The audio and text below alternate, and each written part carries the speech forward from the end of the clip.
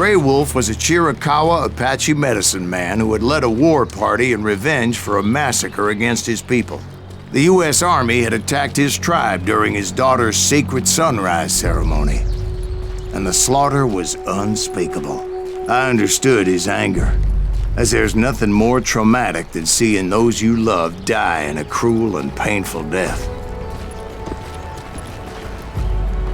Right from the beginning, I couldn't shake the feeling that Grey Wolf was watching my every move.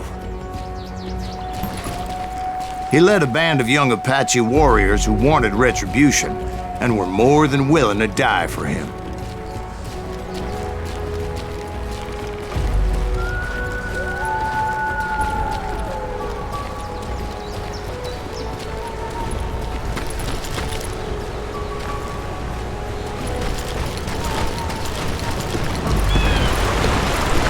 They saw me before I saw them.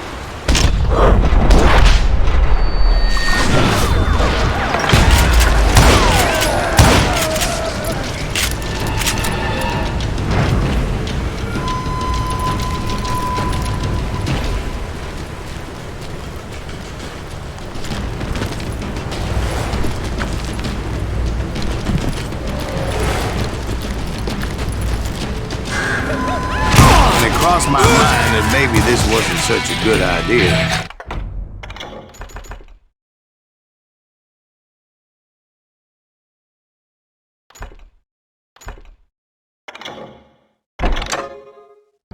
But now that the shooting had started, there was no backing down.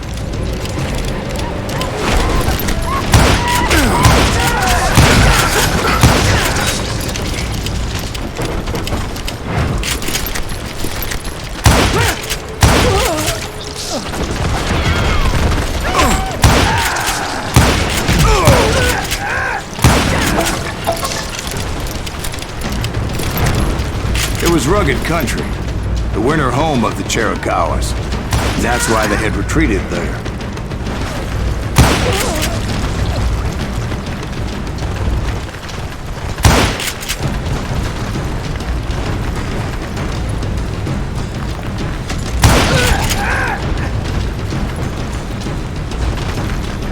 I admit to having some regrets about going after them the way I did. But then again, I got a lot of those.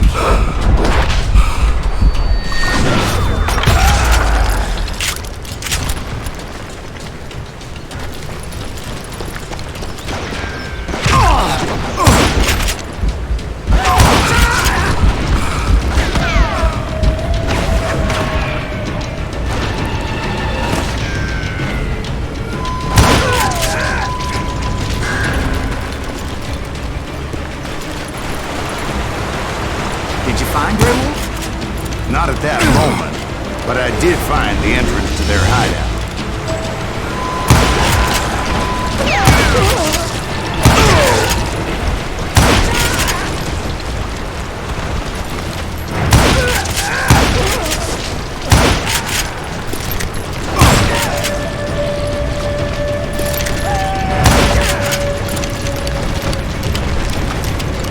A deep crevice that led to a deeper cave. Don't tell me you went in there. Yeah, but it's not out of bravery so much as pure, angry cussedness.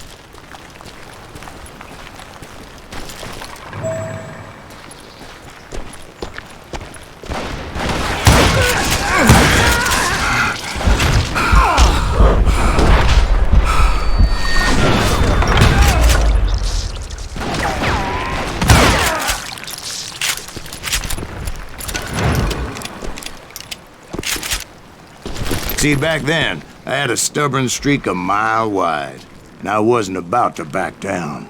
So it was like pitch black in there? Actually, it was pretty well lit, as they had torches on the walls.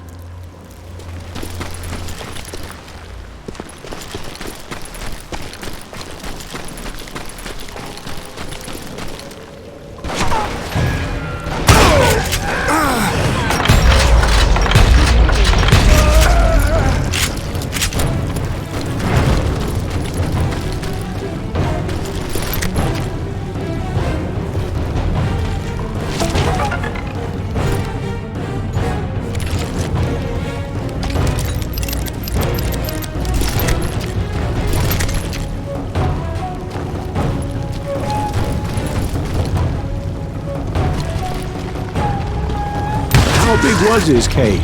Big as hell, Ben. Chiricahua had hid out there during the Indian Wars.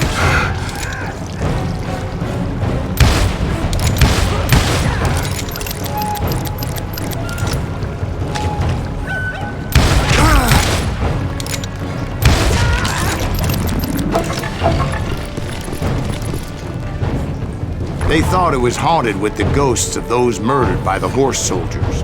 The cave was haunted with dead Indian ghosts?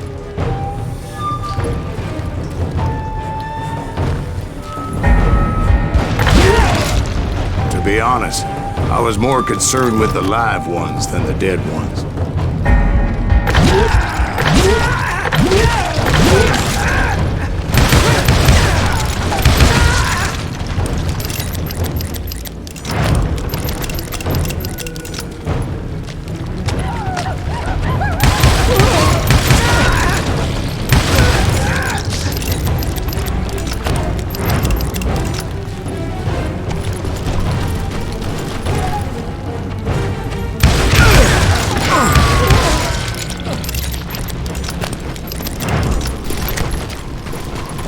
How come you know so much about engines? A few years back, I was married to two Mescalero women.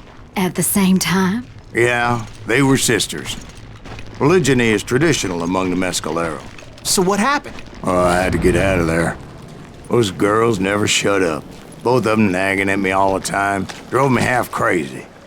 Haven't seen them since. No, I mean, what happened with Grey Wolf? Oh, well, I pursued him into the Cave of Death. I came upon this flooded grotto, and that's when I saw him.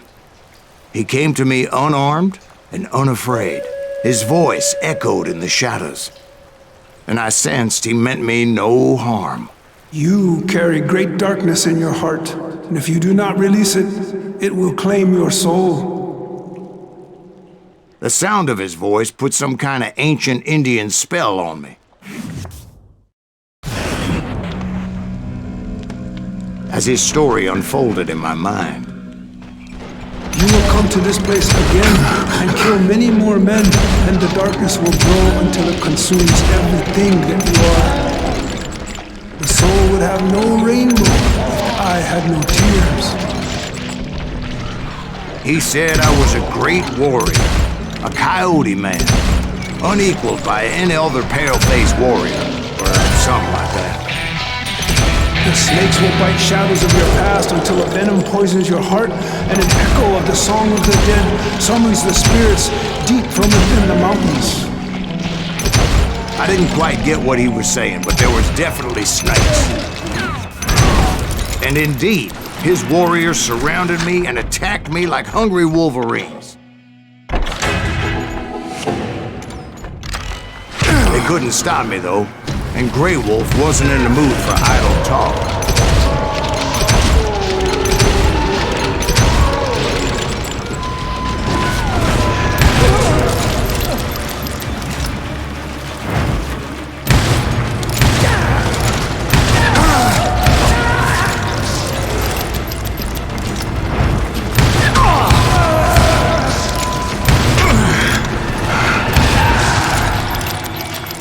I swear I couldn't see any way out of this trap.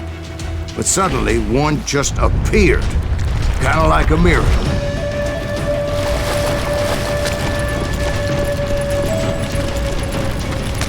I felt like I would be lost in that damn cave forever. Finally, I found myself back outside, perched on the edge of a precipice, overlooking a thundering whitewater river. To get where I was going required several leaps of faith, but no way in hell I was turning back. I chased after him, determined to make him explain the meaning of all that mumbo-jumbo. Mumbo-jumbo's right. Are you making this all up as you go? A few details may be fuzzy, brother, but I am relating exactly what happened. There were dozens of Apache warriors aiming at me from on high. Dozens? Well, maybe not dozens, but there was a lot of them. At least 3 or 4. Well, more than that, little lady.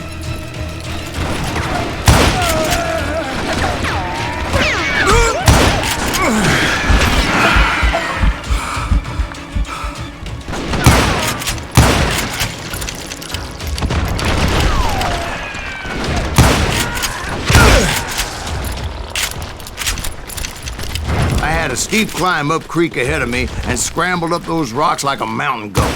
I was determined to locate Grey Wolf and find out exactly what the hell he was trying to tell me. And wouldn't you know it, that crafty son of a bitch led me right into a trap. What kind of trap? Well, son, there had to be at least 100 Apaches surrounding me. 100? God be my witness. Oh, come on. Who are you kidding? Hey, I believe you. Come on, tell us how it ended. All right, but I'm not gonna drag this out. Where were we? You were surrounded by 100 Apache warriors. Well, I didn't take the time to count them exactly, but there were a lot of them.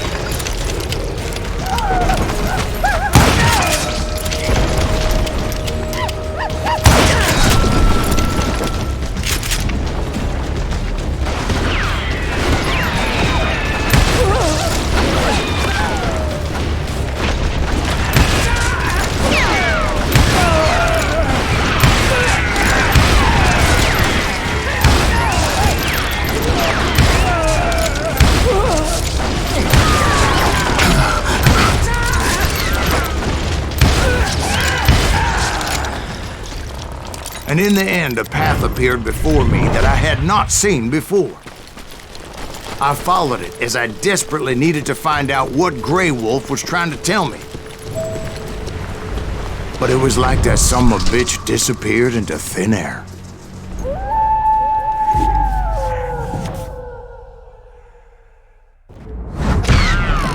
Never did find him. And never did collect my goddamn bounty.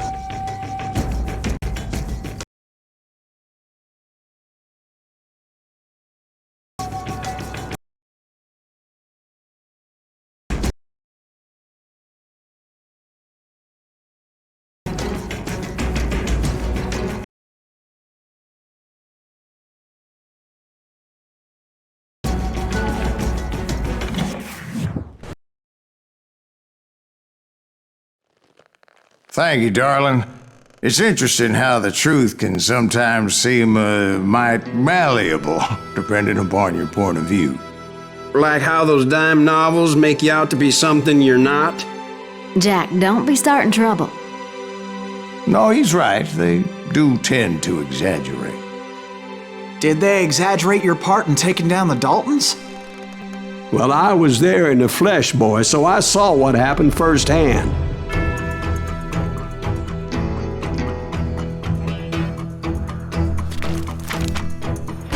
Those Daltons were lawmen once, before they all went bad, robbing banks and trains clear across the territory.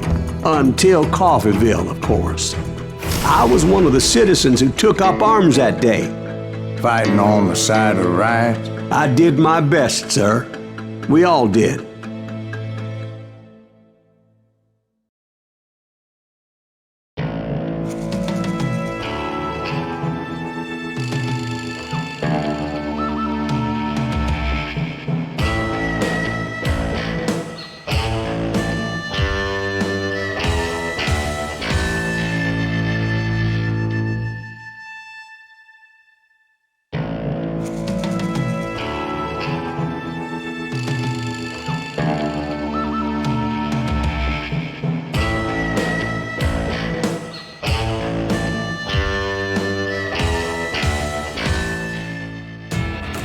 It was early morning. One of my friends was a local gunsmith, and he handed out firearms to anybody who'd take one. You see, the Daltons got it in their heads to rob two banks at the same time. Two banks on the same damn street. Story it was Bob Dalton's girl was always writing about how he had no ambition. Well, the locals recognized the Daltons right off.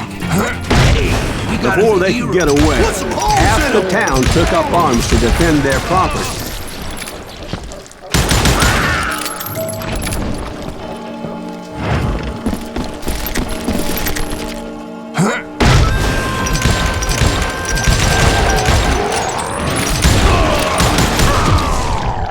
The brothers paid dearly for their stupidity, but everybody knows they had it coming. There's more to it than that. I read all about that day, so I know for a fact that it went down very differently. First of all, it was high noon. A posse of U.S. deputy marshals were on the rooftop across the street. Get ready, boys. They're gonna make a move. The lawmen had been tracking the Daltons for months, and now they finally had them dead to rights. Among them was a bounty hunter feared by many a lawbreaker. The marshals tried to get the Daltons to surrender. They'll give up eventually. You just gotta wait and see what bitches out. This bounty hunter knew that the brothers were far too proud to ever lay down their guns.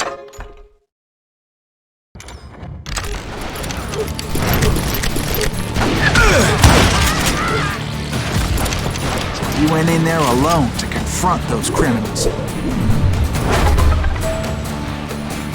One of the marshals shouted, "Where are you going? Are you crazy?" Hey, where do you think you're going, dumbass? That rifle's mine. He saw a way to get around to the back of the bank. Then he figured out how to hit the Daltons from a direction they weren't expecting. A moment later, he was climbing up a steep ladder, laughing at danger as he did.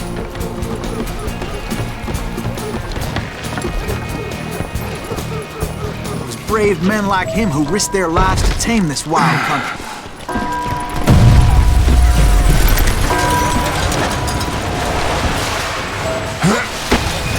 We've got company! Heroic men like him, who did what other men couldn't or wouldn't to make this country free. Like Jim Bowie and Davy Crockett. Is that who died Silas Greaves? defending the Alamo. Son of a bitch!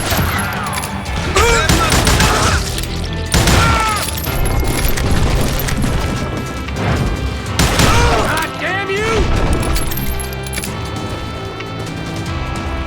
You're a goner!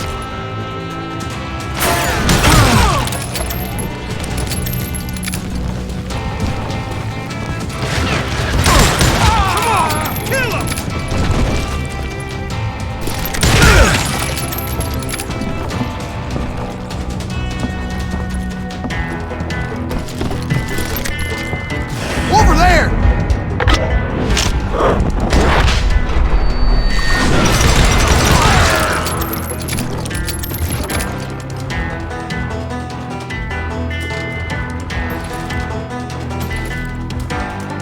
That's Silas Greaves! What the hell?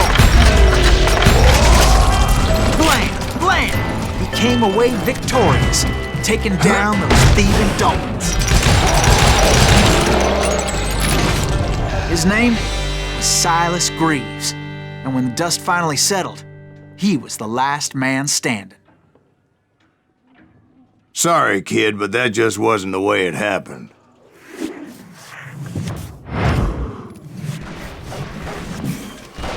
It was early evening, not high noon.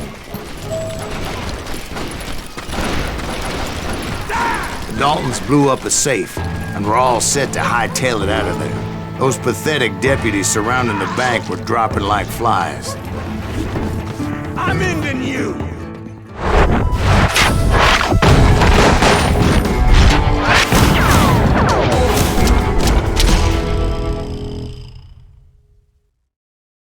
I had been tracking those jokers for months, waiting for them to do something reckless. And finally, they did. Those stupid bastards decided to rob 2 banks at the same time in the same town where everybody knew them, but they still had friends in coffee.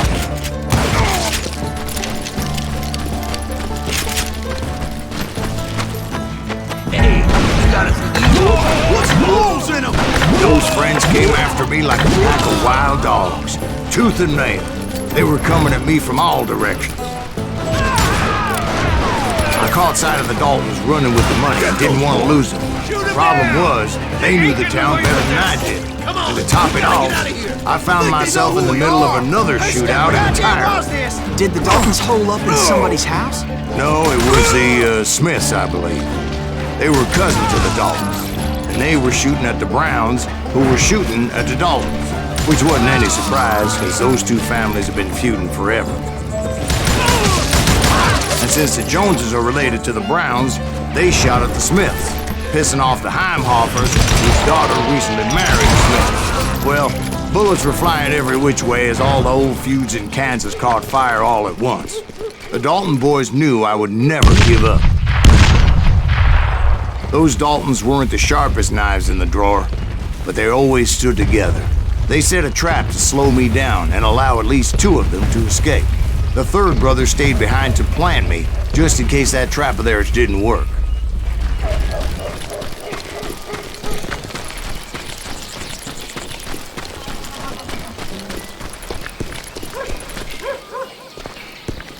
It was Emmett, the youngest, and he decided to stand his ground and face me down.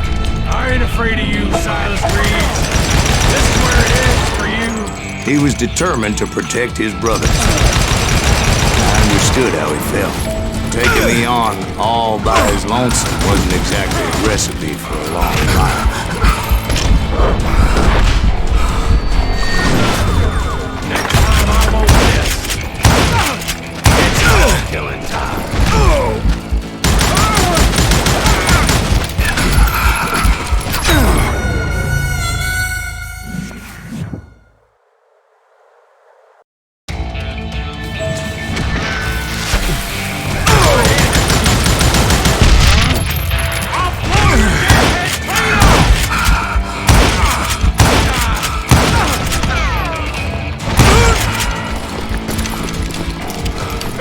I'm gonna cut you off!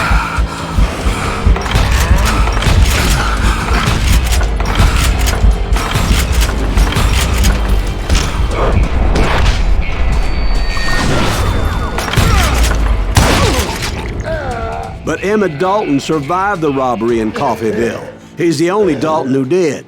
They say he was shot 23 times. Well, Dwight, who do you think put all those damn holes in him?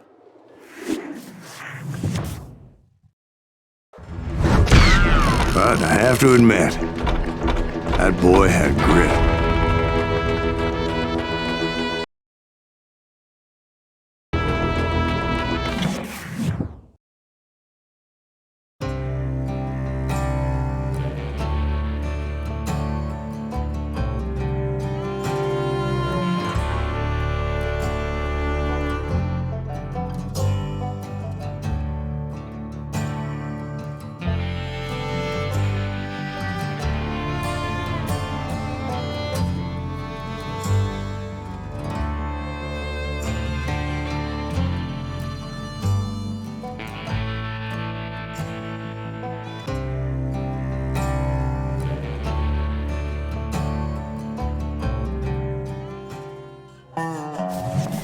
We'll get those suckers! It took me a couple of days to track the Daltons down. They can't get away with this! And in that time, a whole posse of local vigilantes offered to lend a hand. We'll track them to the ends of the earth. They seemed as determined as me to find those outlaws. But as we headed into those swamps, it was like I had my own private army. There was no way those boys were getting away this time. It was early fall, right? Beautiful time of year. At least you had the weather on your side. Not by my recollection. It was damp and foggy as hell. It was tough to stay on a true course, so we kept an eye out for landmarks. It was autumn. The maple trees were in full color, red as blood.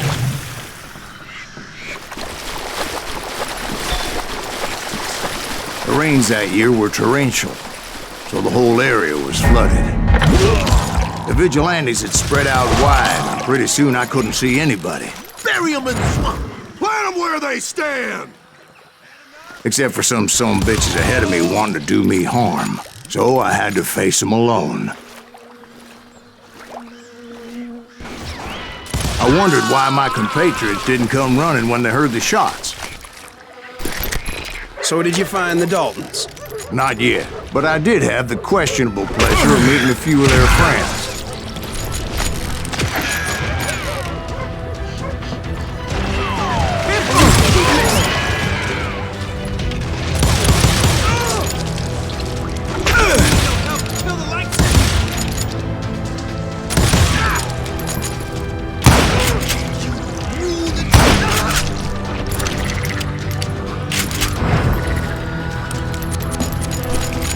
The boys had established quite a reputation by that time, so they attracted all manner of riffraff to their cause. They're gonna need a dustpan to pick you up.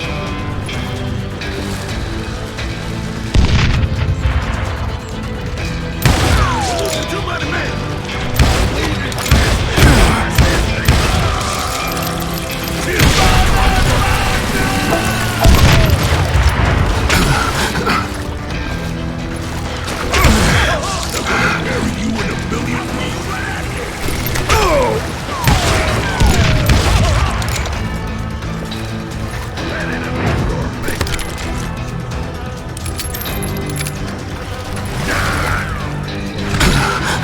Point being, I was under serious attack.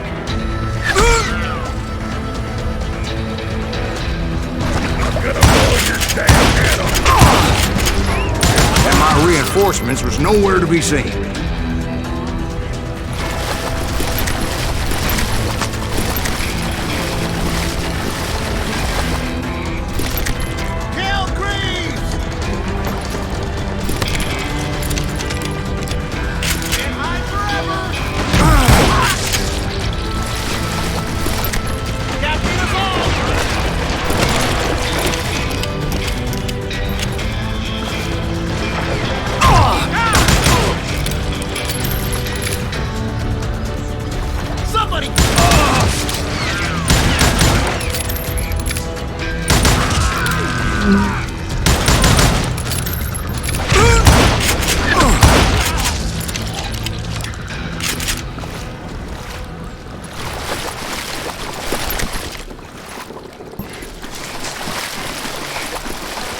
But luckily, a barn materialized as if right before my eyes. I scrambled up top to get a better view, but just ended up falling inside. So, how did you get out? The barn doors was open. About right then, I saw some suspicious characters running for the bushes. Of course, I followed them. But that goddamn swamp was like a goddamn maze, and pretty soon I had no goddamn idea where I was. Steve? So I just started walking, and pretty soon, Steve? Steve! Huh? Oh, no, I'm listening. Indians surrounded me from all sides.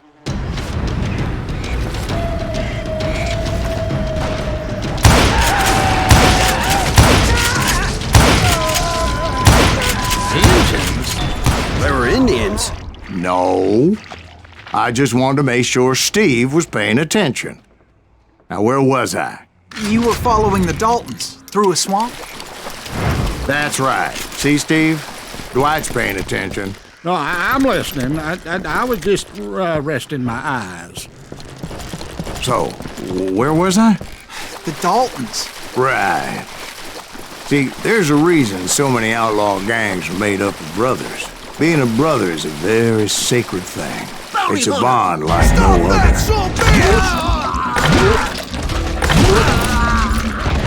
So did you ever find the damn Daltons? Not yet, but I did find a few of their cousins. Kansans breed like rabbits. Or Smiths or Heimhoffers or who knows what. But hell, what's more important than family? I bet Ben knows what I'm talking about. Bury him in the swamp!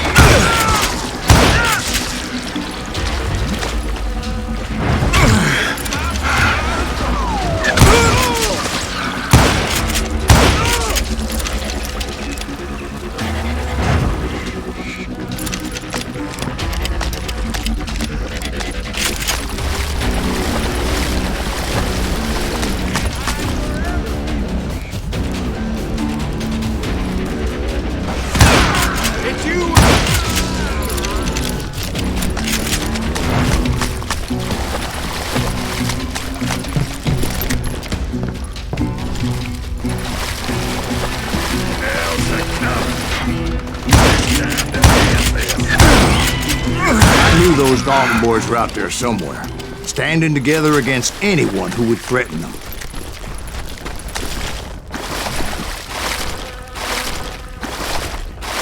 And that's when I saw it. A goddamn steamboat. A steamboat? In a swamp?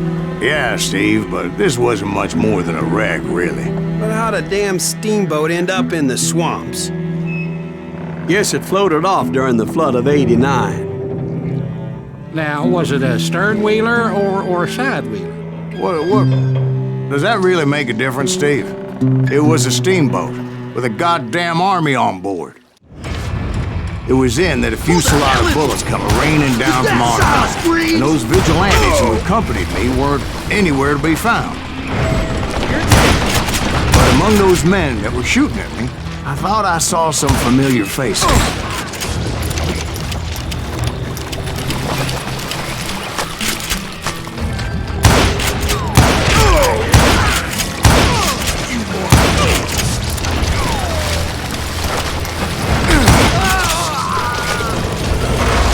Somewhere up there, the Daltons were waiting on me.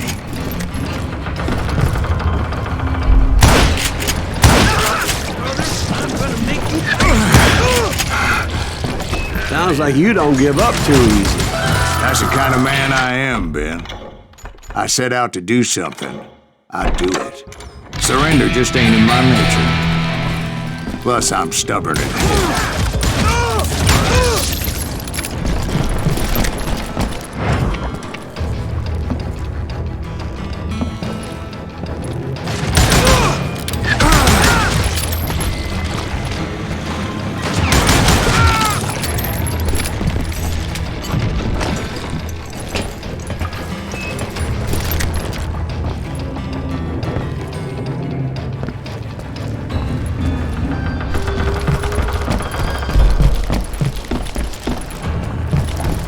Right about then, much to my relief, the vigilantes finally arrived. Their leader motioned at a cabin in the middle of the top deck, pointing me directly at the Daltons. I finally had them, after months of dogged pursuit.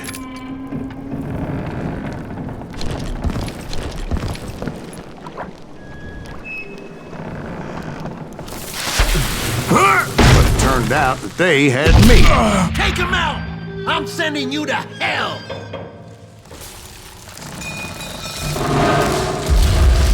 The Daltons had played me like a fiddle. Apparently, the vigilantes were on their damn payroll. They didn't just want to shoot me. They wanted to burn me alive. But finding my way out of a burning labyrinth proved to be quite a challenge. It was a riverboat, right? I mean, it's not like it was a goddamn ocean liner. Well, yeah, but I was in a fight. Did you hear about that ship that's gonna launch next year? Largest one in the world. You're talking about the Titanic. If you ask me, it's too blessed dead. I don't think it'll even float. So anyway... Don't be stupid, Steve. They know what they're doing. They say that the Titanic is unsinkable. Oh, God. But getting back to that steamboat, how'd you get off it, Bruce? I took in a lot of smoke that day, so I admit my recollection might be a bit hazy. But somehow I managed to finally disembark. It was time to settle this once and for all.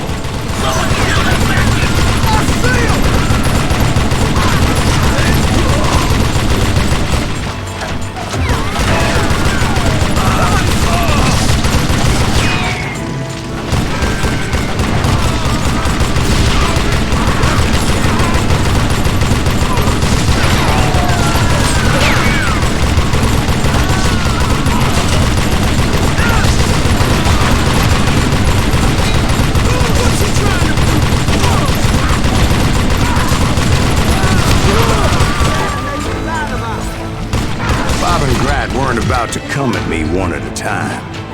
They were in this together. Two brothers side by side, determined to take me down. Confident that this time the odds were on their side.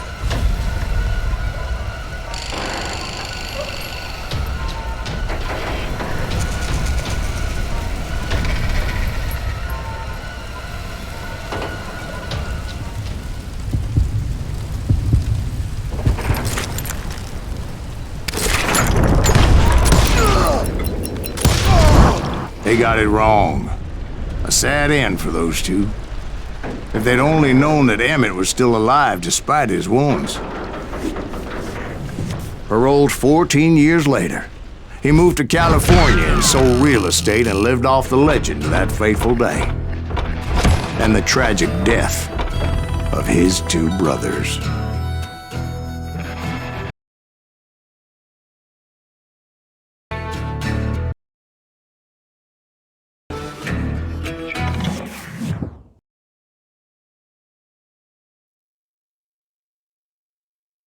My own brothers died tragically as well, truth be told.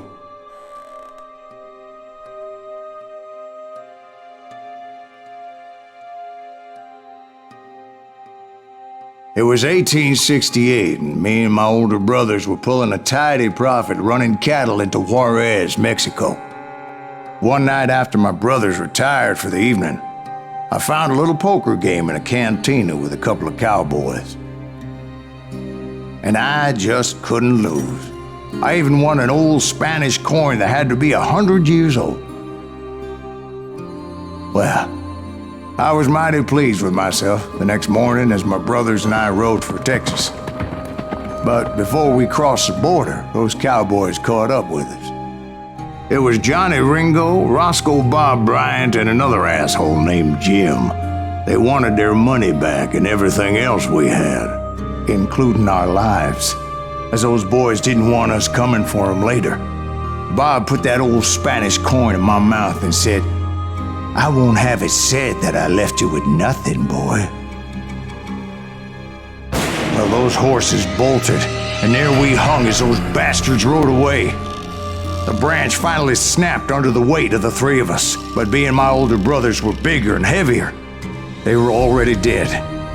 And right then I swore to myself that I would avenge them. Ringo you know about. But Bob eluded me, until I heard he was riding with the Wild Bunch.